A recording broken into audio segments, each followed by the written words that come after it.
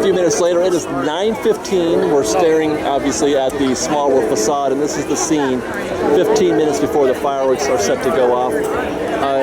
Yeah, so it's a good crowd, but you can find a spot to watch it from here, and it's not bad because the fireworks are going to go off, or they should, from right over there somewhere. They also have additional fireworks that go off over the castle, I believe. They have those little in the castle fireworks. That's why they close Fantasyland. Yeah, what I'm gonna try to do is get some of the projections and maybe, get some fireworks over here on the side. Hopefully this comes out good. I have no idea. Do you have any idea what kind of show they do? Like, I haven't either. Fireworks. Right, but what do they do on the facade? I feel like it might be kind of like Main Street. Like, yeah, probably like that, right? Yeah. Okay. Just imagine if you were standing right here over 60 years ago. You'd be standing in the middle of an orange grove. One visionary man stood right where you are now, but instead of orange trees, he envisioned a magic kingdom. This man's name was Walt Disney, and his dream would be called Disneyland. As long as there is imagination left in the world of Disneyland, will never be complete.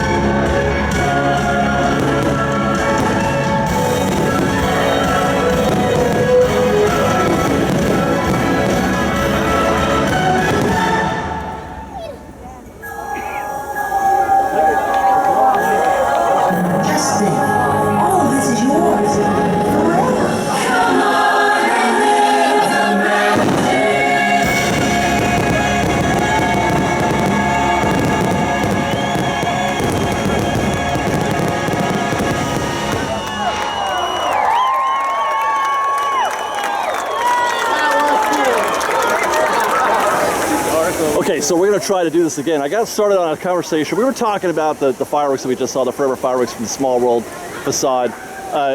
We were talking, I could not hear anything. Nobody could hear me, and I couldn't hear anything other than that lady singing on the speakers in my ear.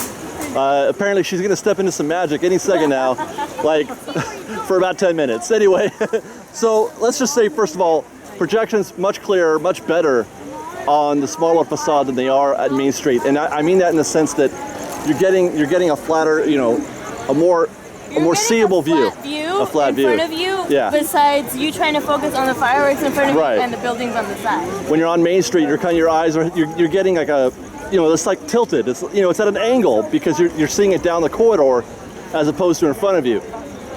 So yeah, awesome projections. It was a great show from the facade. The only weird thing was they projected there's an error dialogue or a warning dialogue that got projected onto the facade as well for whatever computer that, you know, they're using to project the images.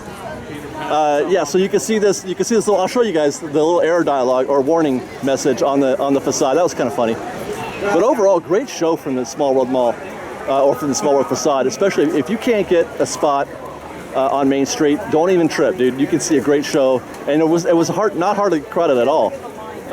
You know, we didn't have any trouble standing there and watching the show at all. And you could even turn around and see. In front of us, that was empty. Yeah, there was lots of space, and you could even turn around and see the Mount Wanahakalugi. I didn't turn around because I was trying to film the projections, but we saw it with my eyes, and it looked really cool. The top of the Matterhorn, you guys, was on fire. It was amazing.